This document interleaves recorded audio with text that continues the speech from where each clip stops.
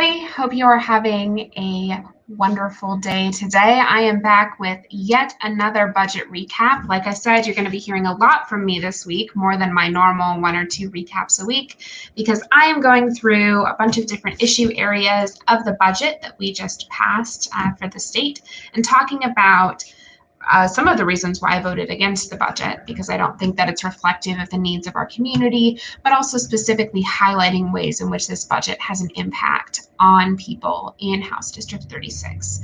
And so today I'm going to be talking about the impact on workers and on local businesses. I have to say, this was an area of really big disappointment for me. So what you're going to hear me talk about today really is a lot of ways in which this particular budget fell short in providing for workers, supporting workers, and supporting our local businesses. And with as much as folks have struggled under what we've experienced with the pandemic and with government's response to it, the money, the billions of dollars that was left on the table in this budget that was stowed away in a rainy day fund, it really could have gone to helping struggling workers, to helping get our local economy, our local businesses back on track. So to talk a little bit about the impact on workers real quick, I think one thing I want to highlight is that there was no minimum wage increase that was included in this budget. And here's the thing, I know how many service industry professionals live in House District 36, especially, when we're talking about Southside's business district or some of the other business district corridors, Brownsville Road, for example, as well. And to continue to allow people who have continuously been on the front line of this pandemic, risking their health and their safety, to make sure that, we could order dinner for delivery, or we could get those takeout cocktails. I think it's unacceptable that we did not see a minimum wage increase in this budget. We also did not see any inclusion of hazard pay or sick leave for frontline workers in this budget, and that was a real priority of mine. And so when we're talking about nurses, home health care aides, custodians, pharmacy techs, and so many other folks who live and work in this district, they're going to continue to serve our communities as they have without these much deserved protections. So that, is some areas of real disappointment for me when it came to workers. Well, let's talk about local businesses. So my colleagues and I had proposed this plan that did not get incorporated in the budget, but it was called the Pennsylvania Rescue Plan. And it would have included $250 million to help small businesses like the many that exist along Brownsville Road, East Carson Street, and other streets in House District 36. So Robbie wants to say hi to everyone. He's in the office today. I don't have air conditioning, so I brought him to the office to keep him as cool as possible today. He got a little toasty yesterday. But that $250 million that we proposed that did not get implemented could have helped businesses get back on their feet and prevent closures of some of our favorites. We saw that small business revenues tended to decrease on average by something like 22% since the pandemic.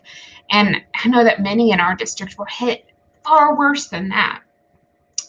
We had to say goodbye to businesses in our district that are not coming back, that we really are going to miss. And I think, all of us can think about a local business that we lost that's not coming back. And I think that is really difficult. And so this money that we had proposed that didn't get implemented could have been really life-changing for many of these small business owners in our district. And so I was disappointed to see that did not get included in the budget. Yet another reason why I ultimately voted against it. And, my colleagues on the other side of the aisle have really claimed that they're pro small and local businesses, but they didn't include anything in this budget that would really help those local businesses recover. And that was disappointing to see from the majority party, because I would think that would be something that we could really agree on and work together on. Now, a couple of areas where I think we are seeing some support for working families and for workers. We did see an allocation of $450 million to counties to provide emergency rental assistance. I'm going to drop the link for the Allegheny County application.